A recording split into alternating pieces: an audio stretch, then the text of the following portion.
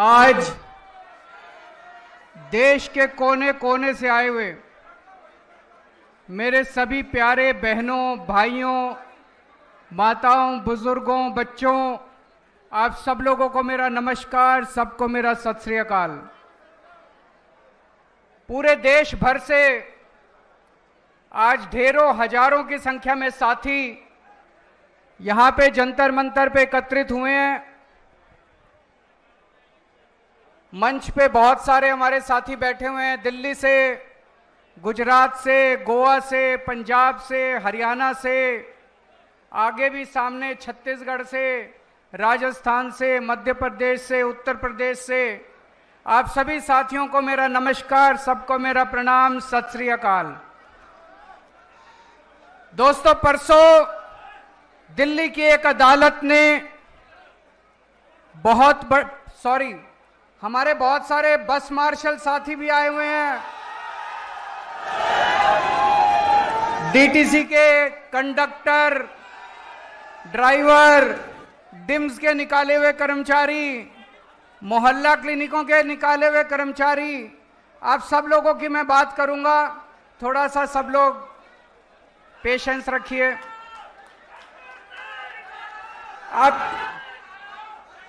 अभी आप लोगों ने अपने कागज भेजे, मुझे आपके कागज मिल गए हैं।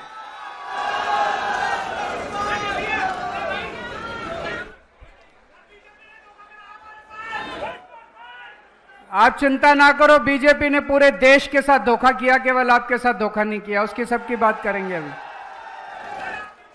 दोस्तों, परसों दिल्ली की एक अदालत ने ऐतिहासिक फैसला दिया है। दिल्ली के लोगों के पक्ष में, देश के लोगों के पक्ष में। मैं दिल्ली के लोगों को, देश के लोगों को इस ऐतिहासिक फैसले के लिए बहुत बहुत बधाई देना चाहता हूं।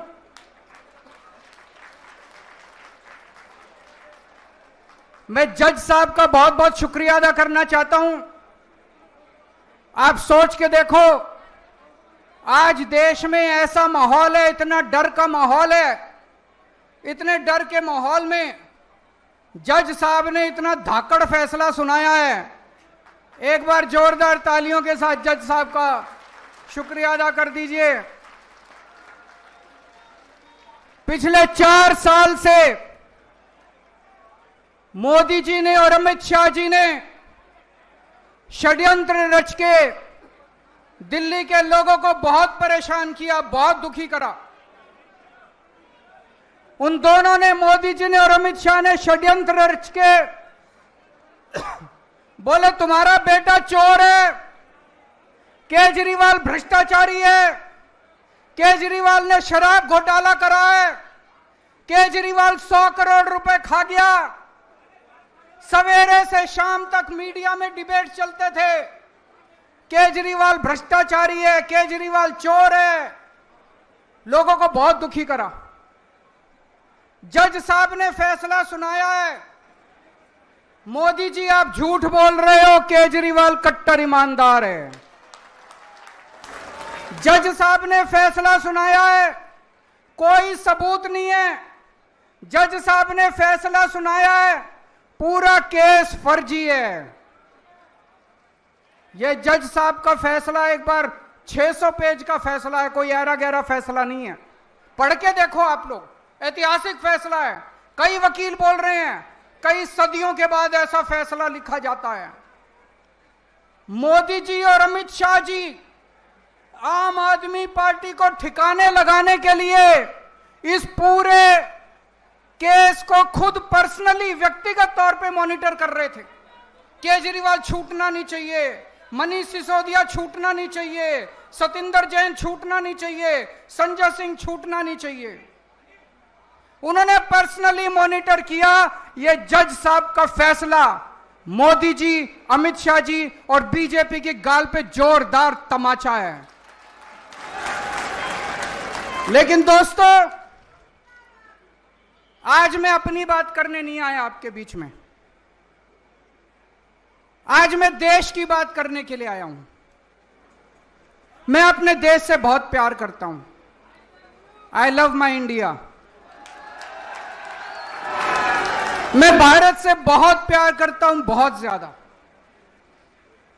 दोस्तों, मेरे को याद है जब मैं आईआईटी में पढ़ता था, आईआईटी में मेरे बहुत अच्छे नंबर आए, पढ़ने में अच्छा होता था मैं, मेरे बहुत अच्छे नंबर आए। मैं चाहता तो अमेरिका जा सकता था पढ़ाई के लिए, मैं चाहता तो नौकरी करने अमेरिका जा सकता था। मेरे बहुत सारे साथी अमेरिका चले गए, लेकिन उस टाइम मेरे मन में एक ख्याल आया कि देश का बहुत बुरा हाल है। अगर हम सारे पढ़े लिखे लोग पढ़ पढ़ के, आईआईटी से पढ़ पढ़ के, बड़े बड़े इंस्टीट्यूशन से पढ़ पढ़ के अगर अमेरिका चले जाएंगे तो अपने देश को कौन संभालेगा, अपने देश को कौन ठीक करेगा। मैं अमेरिका नहीं गया, मेरे अच्छे नंबर थे, मैं अमेरिका की बेस्ट यूनिवर्सिटी में जा सकता था, मैं अमेरिका नहीं गया, मैं भारत में रहा। जब मैं इनकम टैक्स डिपार्टमेंट में गया, मेरे को याद है सबसे पहला केस मेरे सामने आया, असिस्टेंट कमिश्नर इनकम टैक्स था, एक चार्टर्ड अकाउंटेंट आया, उसने अपना केस करवाया और उसके बाद मेरे से कहता है, सर सेवा बताइए। मैंने कहा इसका क्या मतलब हुआ? बोला जी कितने पैसे लगेंगे? मैंने कहा मैं रिश्वत नहीं लेता। बोला जी देखो, मैं तो ले आया आपके नाम के पैसे, आप नहीं लोगे तो मैं ही रख लूंगा। दोस्तों, धीरे धीरे धीरे धीरे पूरे डिपार्टमेंट में फैल गया कि केजरीवाल कट्टर ईमानदार है, एक नया पैसा नहीं लेता इनकम टैक्स डिपार्टमेंट। पूरे डिपार्टमेंट के लोग, इनकम टैक्स डिपार्टमेंट के लोग, चार्टर्ड अकाउंटेंट मेरे ईमानदारी की कस्में खाया करते थे। फिर किस्मत ने मेरे को दिल्ली का चीफ मिनिस्टर बना दिया। 10 साल मुख्यमंत्री रहा मैं।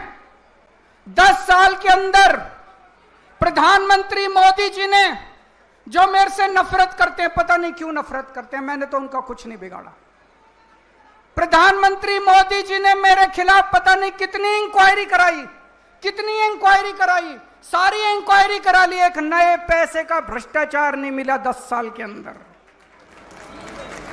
आज मैं चैलेंज करता हूं, 10 साल मुख्यमंत्री था, कितनी फाइलों पे साइन करे थे? कोई एक ठेकेदार, कोई एक दिल्ली सरकार का वेंडर खड़ा होके कह दे केजरीवाल ने पैसे मांगे थे। दोस्तों, मैं राजनीति छोड़ दूंगा, ईमानदारी कमाई है, देश से प्यार करता हूं। I love my India, I love my country, मैं भारत से प्यार करता हूं। तो जब कोई देश से गद्दारी करता है, जब कोई देश का अपमान करता है, तो खून खौल उठता है। दोस्तों, 2014 में लोगों ने कांग्रेस के भ्रष्टाचार से तंग आके, याद करो कांग्रेस के कभी 2G, कभी कोयला घोटाला, कभी ये घोटाला, कॉमनवेल्थ घोटाला, लोग परेशान हो गए थे कांग्रेस से। कांग्रेस के भ्रष्टाचार से तंग आके 2014 में लोगों ने बड़ी उम्मीदों के साथ मोदी जी को पूर्ण बहुमत की सरकार बनाई थी। 30 साल के बाद पूर्ण बहुमत की सरकार बनाई थी। बड़ी उम्मीद थी लोगों को कि अब देश बदलेगा, मोदी जी कुछ करेंगे। मैं आपसे पूछना चाहता हूं, 12 साल हो गए मोदी जी को, कुछ मिला आपको? जिंदगी सुधरी आप लोगों की? क्या मिला आप लोगों को?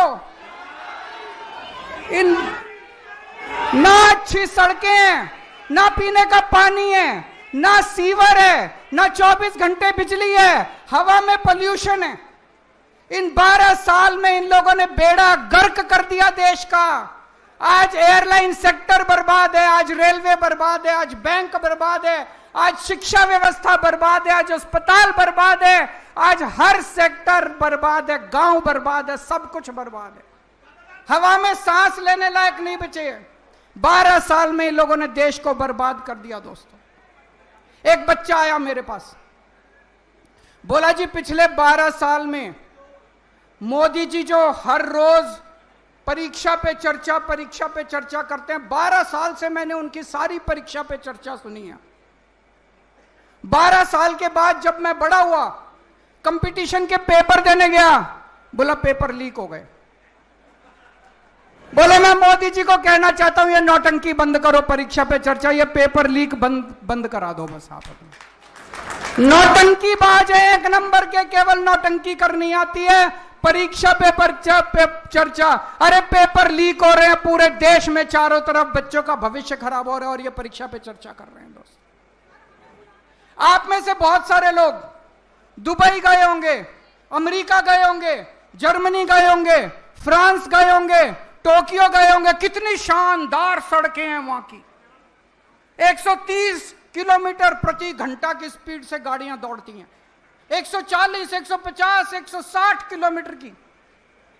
और गुजरात में चले जाओ, मेरा तो आजकल गुजरात बहुत आना जाना होता है। अमेरिका में, लंदन में, न्यूयॉर्क में, टोक्यो में, पेरिस में 150 किलोमीटर की स्पीड से गाड़ी दौड़ती है। गुजरात में 30 किलोमीटर की स्पीड से गाड़ी दौड़ती है।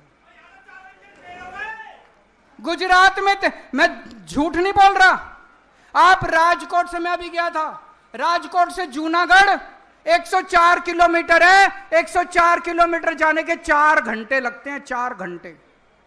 30 किलोमीटर की स्पीड से, क्यों? गड्ढे ही गड्ढे, गड्ढे ही गड्ढे, गड्ढे ही गड्ढे। अरे सारी दुनिया चांद पे पहुंच गई, इनसे 12 साल में सड़कों के गड्ढे नहीं बढ़े गए।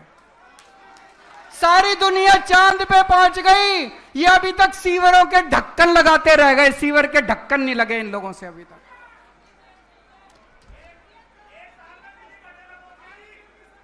अभी आएंगे, दिल्ली पे भी आएंगे, चिंता ना करो।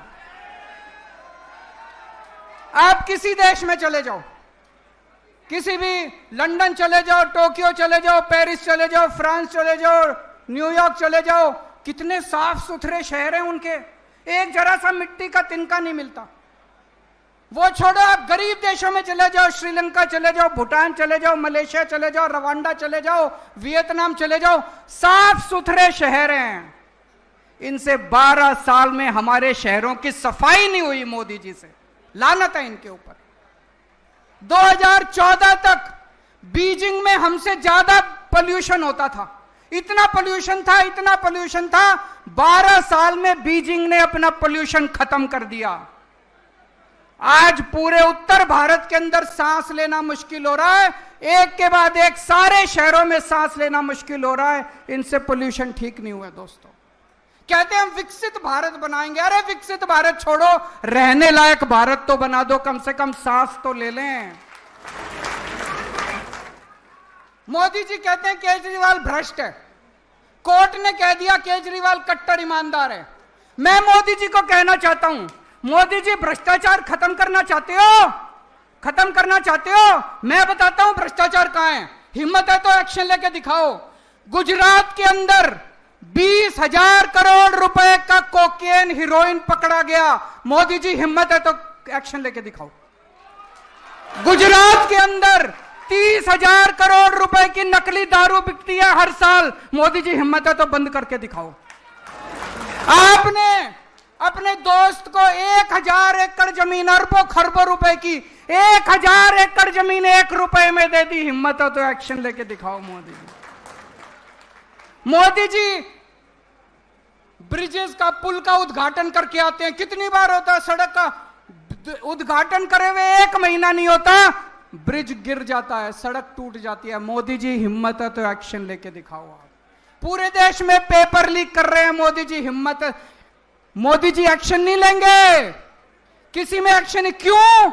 या तो मोदी जी खुद उस घोटाले में शामिल है, या उनकी पार्टी के लोग शामिल हैं, या उनके दोस्त शामिल हैं उन घोटालों के अंदर। भ्रष्टाचारी मैं नहीं हूं, भ्रष्टाचार मोदी जी खुद कर रहे हैं दोस्तों। इनके खिलाफ एक्शन नहीं लेंगे, इनको जेल में नहीं डालेंगे। किसको जेल में डालेंगे? सोनम वांगचुक को। सोनम वांगचुक को जेल में डालेंगे, महराज मलिक को जेल में डालेंगे, नरेश बाल्यान को जेल में डालेंगे, केजरीवाल को जेल में डालेंगे, मनीष सिसोदिया को जेल में डालेंगे, संजय सिंह को जेल में डालेंगे। इन लोगों को जेल में डालते हैं। कौन है सोनम वांगचुक? बहुत बड़ा वैज्ञानिक है दोस्तों, बहुत बड़ा वैज्ञानिक। उसको तो पद्म श्री मिलना चाहिए, पद्म भूषण मिलना चाहिए दोस्तों। बच्चों की, गरीब बच्चों की पढ़ाई के लिए उसने पता नहीं क्या क्या काम नहीं किया सोनम वांगचुक को, उनको जेल में डाल दिया। मोदी जी सोनम वांगचुक से डरते हैं। क्यों डरते हैं? जब कोई तानाशाह पढ़े लिखे वैज्ञानिकों से डरना चालू कर दे तो समझ लो उसका अंत आ गया तानाशाह। एक दिन मोदी जी संसद नहीं गए। पूछा क्यों नहीं गए? बोले महिलाएं सारी मेरे को पीटेंगी।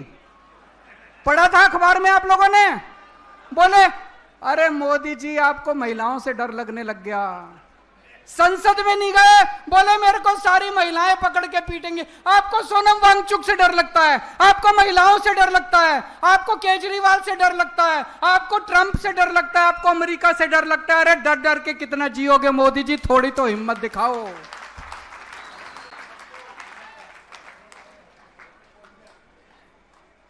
मुझे गिरफ्तार करके मोदी जी ने और अमित शाह जी ने बड़े बड़े संदेश दिए हैं। उन्हें संदेश दिया है, खबरदार अगर सरकार में कोई ईमानदारी से काम करेगा, अगर कोई ईमानदारी से काम करेगा, केजरीवाल वाला हाल कर दूंगा तुम्हारा। उन्होंने संदेश दिया है। आम आदमी पार्टी जब आई थी, हमने आम लोगों को टिकट दिए। देश के युवाओं ने अपनी नौकरियां छोड़ दी, अपनी तनख्वाह छोड़ दी, अपने धंधे बंद कर दिए, सब राजनीति में आ गए। सबको लगा कि अब हम देश बदलेंगे। हमारी पार्टी में सारे आम लोगों के लड़के लड़कियां, आम लोगों के बच्चे हैं, आम युवा हैं जिनको टिकट मिली। कोई मंत्री बन गया, कोई मुख्यमंत्री बन गया, कोई एमएलए बन गया, कोई कुछ बन गया। हमारी पार्टी के अंदर एक उम्मीद दी कि नौजवानों को राजनीति में आना चाहिए। मोदी जी ने संदेश दिया, खबरदार राजनीति में आए, केजरीवाल वाला हाल कर दूंगा तुम्हारा। देश के अंदर लोगों की उम्मीदें खत्म हो गई थी। लोगों ने कहना चालू कर दिया था इस देश का कुछ नहीं हो सकता। आम आदमी पार्टी आई, आम आदमी पार्टी ने एक उम्मीद दी। स्कूल ठीक किए, अस्पताल ठीक किए, बिजली ठीक की, पानी ठीक किया, सड़कें ठीक की। आम आदमी पार्टी ने उम्मीद दी कि देश ठीक हो सकता है, देश सुधर सकता है। 140 करोड़ लोगों को उम्मीद बंधी कि देश ठीक हो सकता है। मोदी जी ने केजरीवाल को गिरफ्तार करके 140 करोड़ लोगों की उम्मीदों पे पानी फेर दिया। दोस्तों, एक साल पहले इनकी दिल्ली में सरकार आई थी। आज दिल्ली सरकार के भुक्तभोगी यहां सारे खड़े हैं। ये मेरे को भी इन्होंने भेजा है। इनके विजेंद्र गुप्ता जी ने ये ट्वीट करा था। ये ट्वीट है 11 नवंबर 2024 का। मैं सभी बस मार्शलों को आश्वस्त करता हूं कि भारतीय जनता पार्टी दिल्ली की सत्ता में आते ही 60 दिनों के अंदर बस मार्शलों को नियमित कर देगी। हो गए भाई नियमित? धोखेबाज विजेंद्र गुप्ता, धोखेबाज बीजेपी, धोखेबाज प्रधानमंत्री, धोखेबाज गृह मंत्री। मेरे को याद है प्रधानमंत्री जी खुद आके कह के गए थे दिल्ली में कि 8 मार्च 2025 से दिल्ली की हर महिला के अकाउंट में 2,500 आगे 2,500 रुपए। भाई अगर देश का प्रधानमंत्री झूठा हो तो उस देश की तरक्की कैसे हो सकती है? फिर देश के लोग किसके पास जाएंगे? अगर देश का प्रधानमंत्री सरेआम स्टेज से खड़ा होकर झूठ बोलने लगे। आज यहां पे बस मार्शल आए हुए हैं, 10,000 बस मार्शल निकाल दिए, 10,000 डीटीसी कंडक्टर, डीटीसी ड्राइवर निकाल दिए इन लोगों ने, मोहल्ला क्लिनिक के कर्मचारी निकाल दिए इन लोगों ने, डिम्स के कर्मचारी निकाल दिए इन लोगों ने, हॉस्पिटल में काम करने वाले डेटा एंट्री ऑपरेटर निकाल दिए इन्होंने। अरे इतनी महंगाई में मुश्किल से नौकरी मिलती है। अगर 2 लोगों को नौकरी दे सको तो दे लो, नहीं तो कम से कम लोगों की नौकरी तो मत छीनो। दोस्त, आज पूरी दिल्ली दुखी हो रही है इन लोगों से। सारी सड़कें टूटी पड़ी हैं, चारों तरफ गंदगी गंदगी हो रही है। लोगों के घर में काला पानी आ रहा है, पीने का पानी नहीं है। पहले हमारे टाइम में 24 घंटे बिजली मिलती थी, अब बिजली के लंबे लंबे पावर कट चल रहे हैं। पूरी दिल्ली बर्बाद हो गई। आज दिल्ली वाले याद कर रहे हैं, यार इससे तो केजरीवाल ही अच्छा था। आज चुनाव करा लो दिल्ली में, कितनी सीट आएंगी? आज चुनाव करा के देख लो दिल्ली में।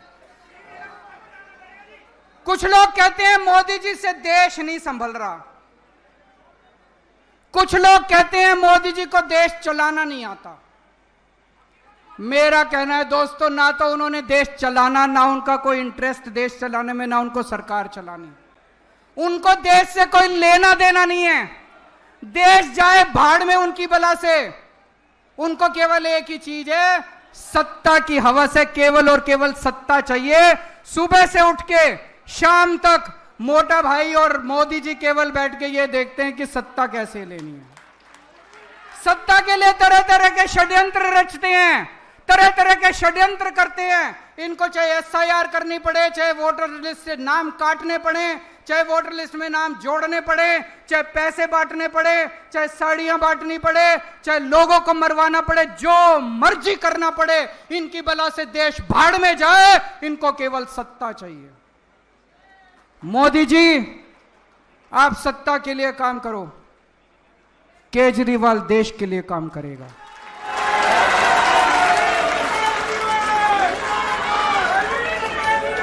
दोस्तों, ये वही जंतर मंतर है जहां पे देश के लोगों ने हुंकार भरी थी और देश भर से कांग्रेस का सफाया हो गया था। आज जंतर मंतर का ये दिन ऐतिहासिक है। वो दिन भी याद है, वो दिन था 4 अप्रैल 2011। आज की तारीख नोट कर लेना। आज के बाद भारतीय जनता पार्टी की देश भर से उल्टी गिनती शुरू हो चुकी है। भारत माता की, भारत माता की।